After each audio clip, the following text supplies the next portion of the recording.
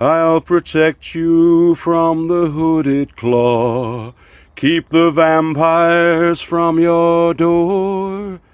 Casablanca garlic, that'll keep the vampires from your door.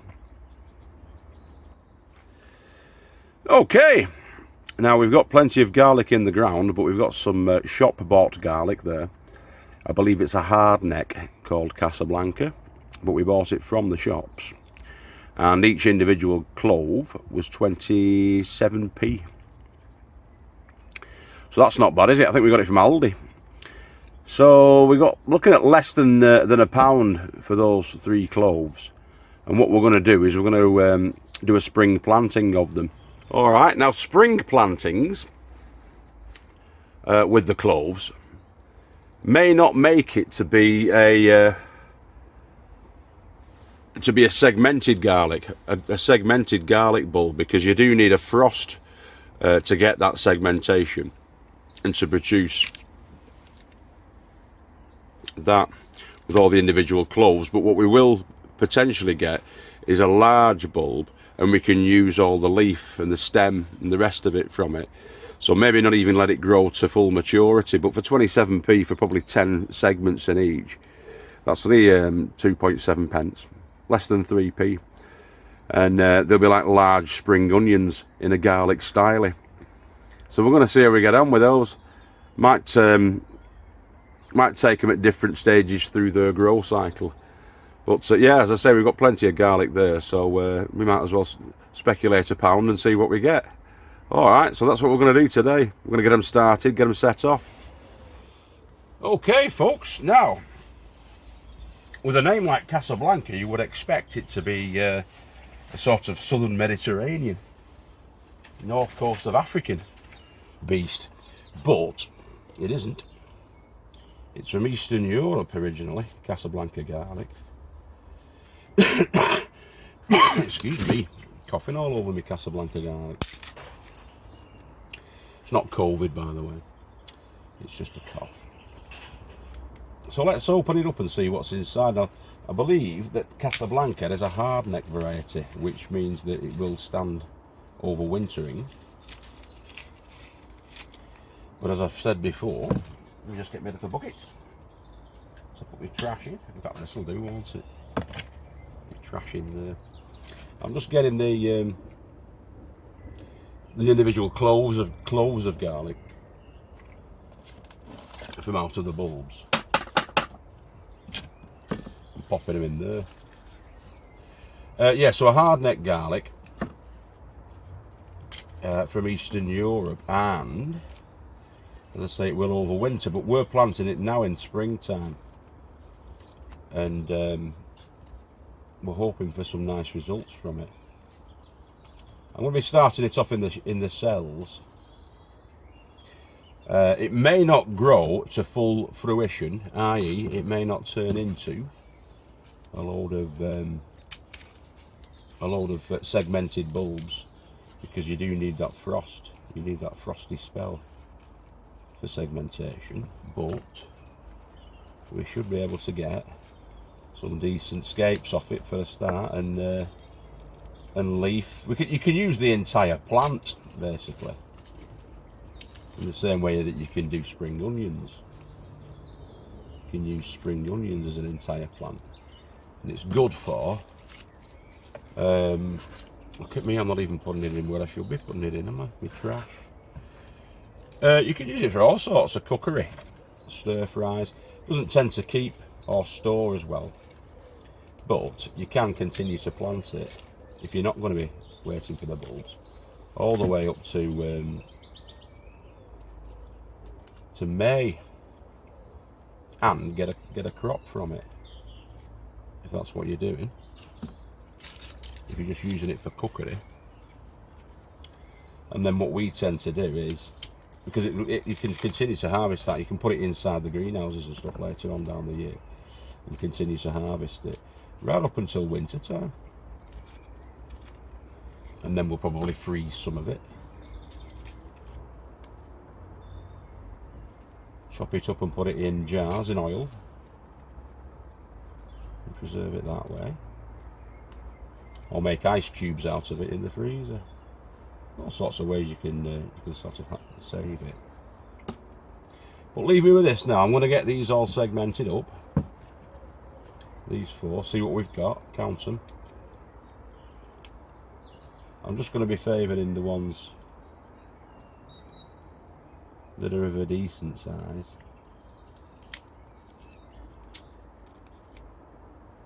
Don't want to take too many layers, especially in winter time. You don't want to take too many layers off, but we're coming out of winter now, so they should be okay. As I say, I'm going to start them off in these trays, but right, leave me with that. I'll get these shelled off and we'll come back to you.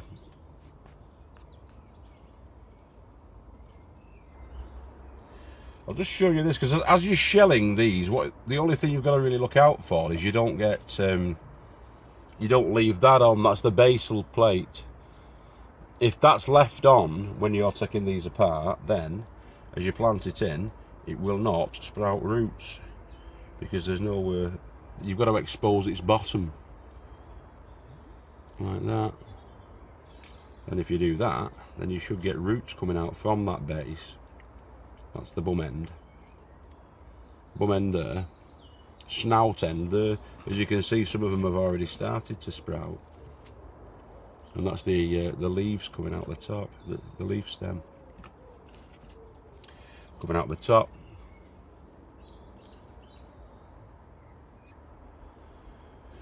Okay, so that's what we've got from the bulbs. There are other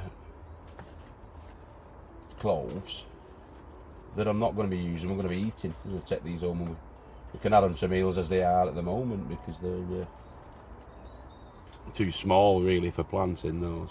In fact, there might be 1 or 2 of those that will be a bit small for planting. We'll just put those to one side. I think there's 31, so 5, 10, 15, 20, 25. Have I got that right? No. That's 31. So let's take a look and see which is the smallest one. I'm going to go for...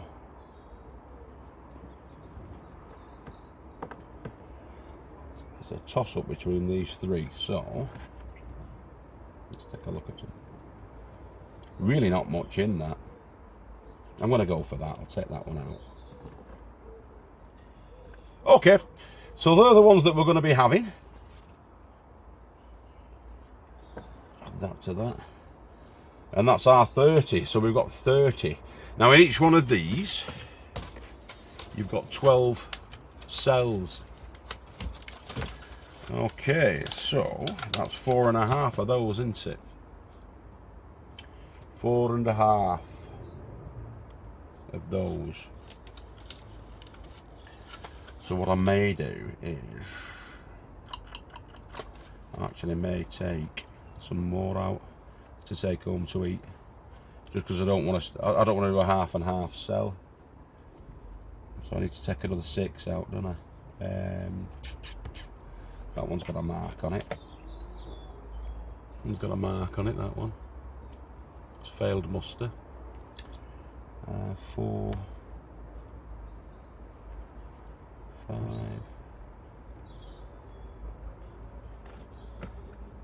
6. Right, we're going to be having garlic with every meal for the rest of the week now, because of that. Yeah, so okay, that's what we'll do. And these ones are going to be planted on into these trays. So I'm going to need 4 trays, and I think by happy happenstance I've got 4 trays right here. So I'll crack on with that. Just I'm going to put these to one side now, out of my way.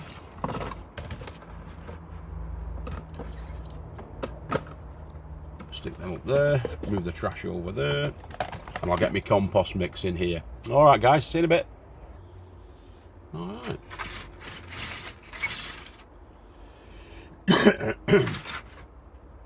So there's 24 cells there, and look inside for little bits and bobs. I think that was a little snail. Right, so we need to get the growing medium in there. What we're doing at this stage basically is we're taking the cloves and we're going to start to get the we want to get the roots coming off them from the base. That's all we want to do. So they're only going to be really in here for about 3-4 weeks tops maximum, probably not even that. Just a couple of weeks just to get them roots going, so that when we do plant them outside they're already established with the root system and we're not messing about. Right, let me just pause you again. Okay, so we're going to go for like about a 50-50 mix with our vermiculite, our sort of fine to medium grade vermiculite, and the compost, which is just your standard bog standard. Actually, this is not, it's clover compost, this. Well, that's all I had available. This is clover compost, which is a little bit more gourmet. Actually, I'm just putting too much in there. So 2 handfuls of that, give it a good shake and a rattle. This sieve that I'm using is the only one I've currently got. I've usually got a bit of a bigger one, a bit of a bigger dimension sieve, holes wise, but this is only a 5mm grid that's in this sieve. So anything that's bigger than 5mm doesn't come through it. That's why it takes me quite a while to riddle it and rattle it. But yeah, it's just all part of the fun, and it doesn't really matter. It's going to be having the not for garlic anyway, it's going to be having the vermiculite in it anyway, and the vermiculite's less than 5mm, so it's a smaller grade of vermiculite that's going in there.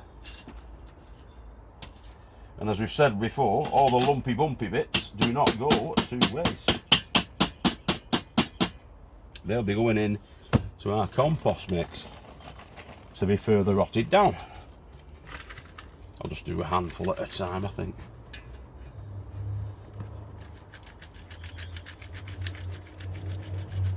Riddling and rattling we are today. And what that does, as you can see, as you probably, if you're a long-term viewer, you'll have seen me do this many's the time, but it gets rid of all the big lumpy bumpy bits and bits of twig and all that kind of thing, and gives you a finer compost mix. I mean, look at that, that's not composted down very well, has it?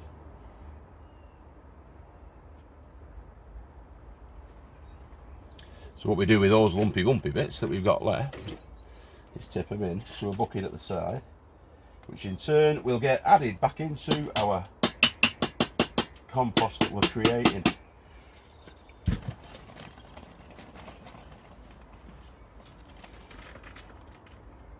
So for each tray I have to do about 4 handfuls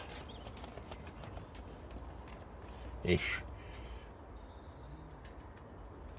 to get enough compost to fill them.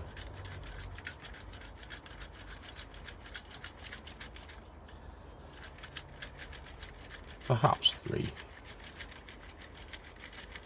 I'm going to do another couple more, I think, of these. 2 more of these rattles. And then see how we get on, because I'm going to be adding about 33% or a third more. In fact, I'll see how we get on actually. What was that one now? Is that the 3rd one that we've done? I might just do 1 more, because I do tend to get a little bit confused in my old age. But I'll do 1 more double scooper, double handful, or double handful if you like. Like that. Let's see how we get on with that, because as I say, I'm going to be adding the vermiculite in. So this will be 2/3 of the mix, which will be the compost, the clover compost that I've got, and then the other third is going to be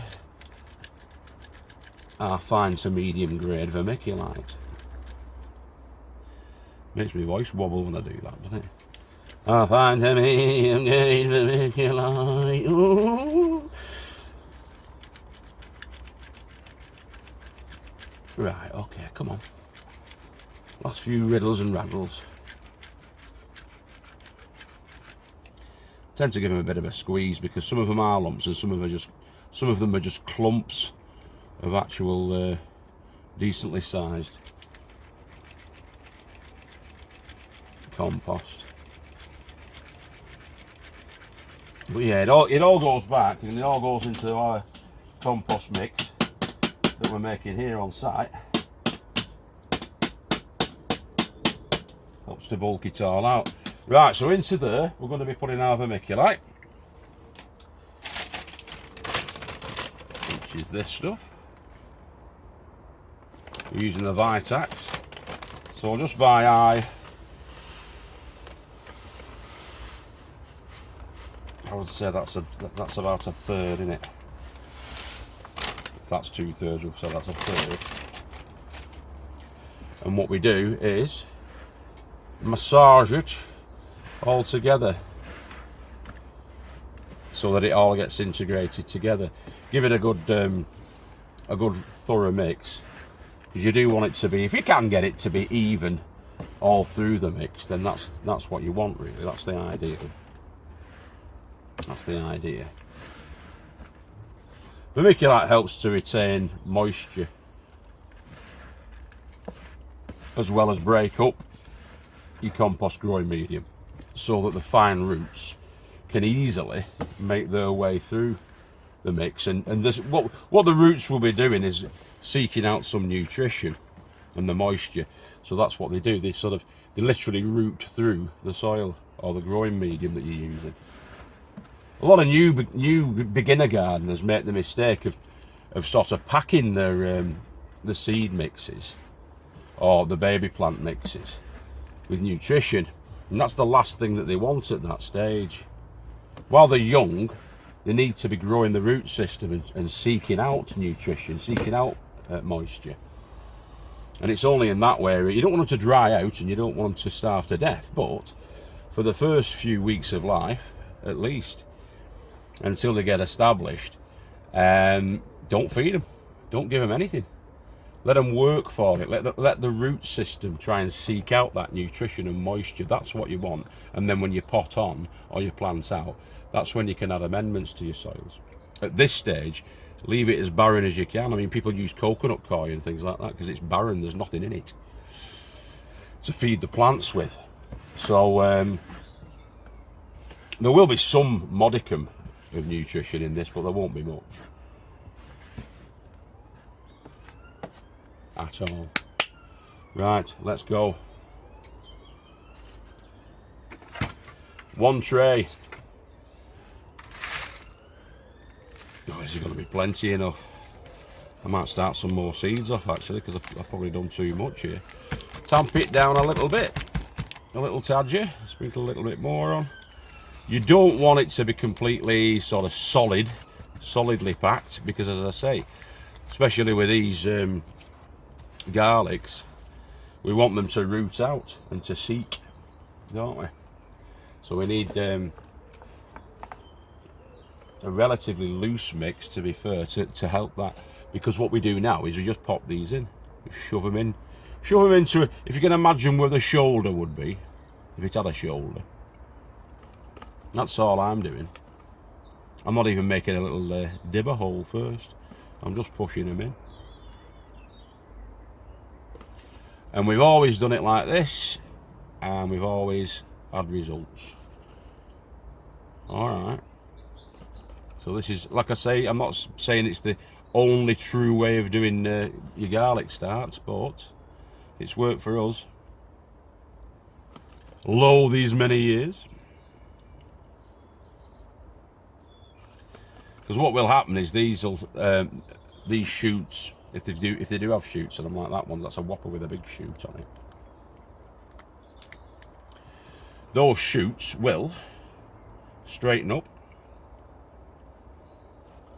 The only reason that they're curled over like that is because they've been stuck inside the paper husk with all the other cloves of garlic. So they've been made to curve over like that, to be fair. Hope I'm not boring you with my chit chat, because I am like sort of going through the full process with you here, aren't I mean, you established gardeners are probably going to get bored with this. You've seen it all before. But we all have our own little ways of doing things, don't we, boys and girls? And this is our little way.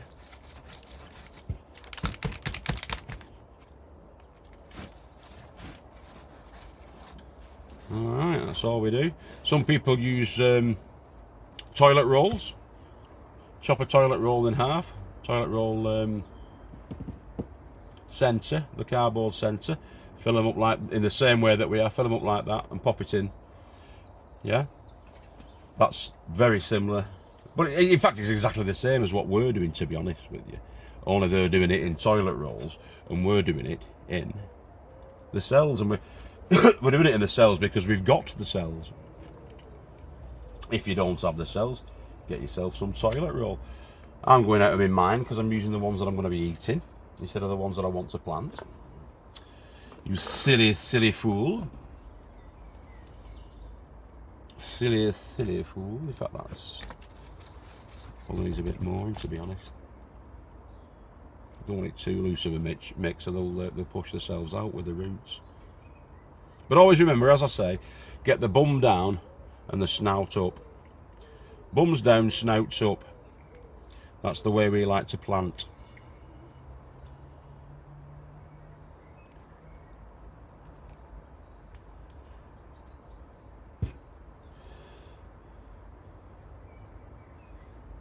Keep the vampires from your door. That's what garlic will do. When the chips are down, we'll be around.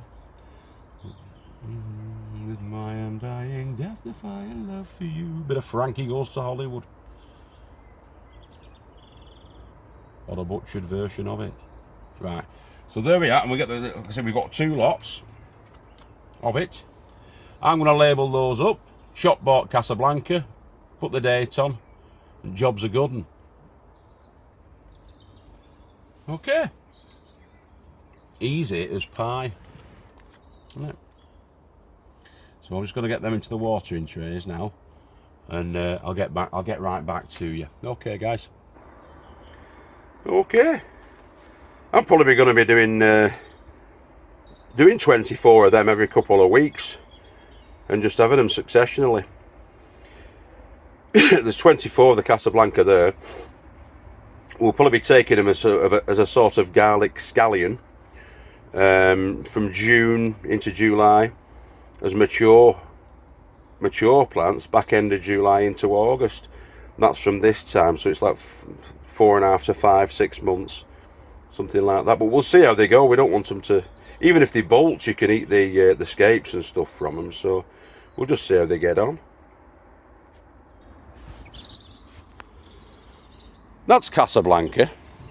There's 30 in there, which we overwintered. We put those in when was it? September? October, I think it was. There's putting labels on it there, you fool. 2nd of October 2020. That was put in. So that now has been in for over 5 months, hasn't it? 5.5 months. And it'll be another couple of months before it's ready for taking. Probably mid-June to fully bulb up. And we've got loads of it, as you can see over here. We've got the garlic in the tubs as well, in the Tesco's buckets. There's garlic in there under the net.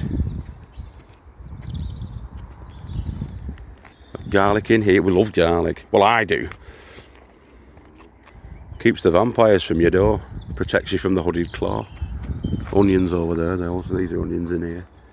We like the alliums. As a family, the onions go down very well, but the garlic, only me and the missus really like the garlic. She likes the green garlic more than the bulb. She likes the leaf, finely chopped and added into recipes, which we'll get from the summer grown, or the sort of spring started Casablanca. So yeah, but stay tuned yeah, stay tuned for tomorrow, hopefully tomorrow, where we're going to be harvesting some wild garlic, some Ramsons wild garlic. We'll show you that tomorrow as well. All being well. If it's not tomorrow, it's probably going to be... Well, it will be tomorrow. I'm guessing it's going to be tomorrow, actually. Because I'm going to be busy. I'm working away on Thursday and Friday, so you won't be seeing much of me on Thursday and Friday. But I'll try and get some Ramsons for you tomorrow. How to harvest those wild Ramsons. Right. Catch you in a bit. Okay, boys and girls, as long as you're growing with your heads down, that's all that matters. And, I mean, those 3 bulbs of garlic there came to less than £1. It was probably around 84p. They're 27 pence each, so not even that, is it? 81 pence. 81 pence. And we're going to get a good 24 off them. And there's about a clove's worth there that I'm going to be taking home with me to eat right now. In there. Of the ones that I didn't favour. So, what have you lost? You've not lost anything, have you? I mean, the compost there, that's probably made it up to altogether, I would say, with the compost. We didn't use that much, did we, really? There's a load left. From the 4 scoops that I gave it, I've probably only used about 2 of those. 2.5. So yeah, that's probably cost us about 50p. So I'm going to say like £1.30. We already have the trays. If you're using toilet rolls, then you're fine with that, aren't you? You can use your toilet rolls, and that's not cost you anything. It's just a byproduct of wiping your bottom, isn't it? The toilet roll tubes. Sorry for being vulgar. I'm always vulgar, me, aren't I? It's probably why I get the... But anyway, there we go. I'll catch you next time. Hope if you're a newbie, you have a go at that. It's not cost you nothing, has it, really? You could do loads of them. I'll bet you could have 100 garlics growing for the price of about £5. Get one of those little, those little potting mixes or seed start mixes of compost. They'll cost you about £3. And then your actual cloves. So for a £5, you'll have 100 garlic plants growing. Imagine that. Right. See you later, boys and girls. Keep growing with your heads down. If I don't see you through the week, I'll see you through the window. You've been beautiful, fantastic, lovely and fragrant as ever, if you're a lady. Masculine, forthright and virile. And vigorous, if you're a gentleman. And, yeah, we love you all. See you later, guys. Mwah.